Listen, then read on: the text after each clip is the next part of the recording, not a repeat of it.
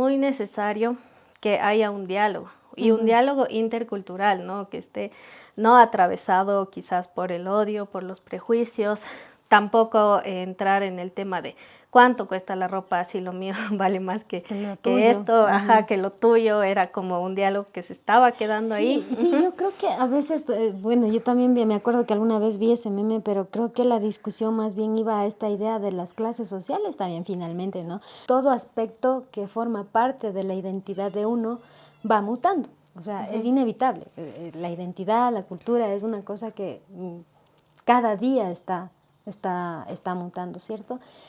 Y la vestimenta no está exenta de eso. Hemos visto que ya nuestras camisas ya no son como las camisas, bueno, en principio eran unas kushmas nomás, y después se trasladaron a estos bordados con encajes y así, y ahora ya tenemos como un poco más de escote, corsés, eso.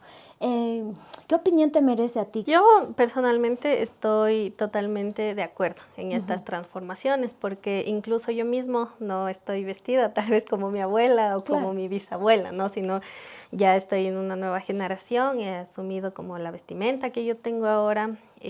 También veo que chicas más jóvenes, por ejemplo, están en redes sociales, tal vez están como haciendo sus videos, su contenido, a veces usan pantalón, a veces usan, como dices, estas blusas que son pues como más escotadas, hay un montón de modelos. Entonces yo creo que este proceso es natural y siento que es positivo también para que las nuevas generaciones puedan también ir poniendo como parte de sus interpretaciones personales y generacionales en nuestra vestimenta.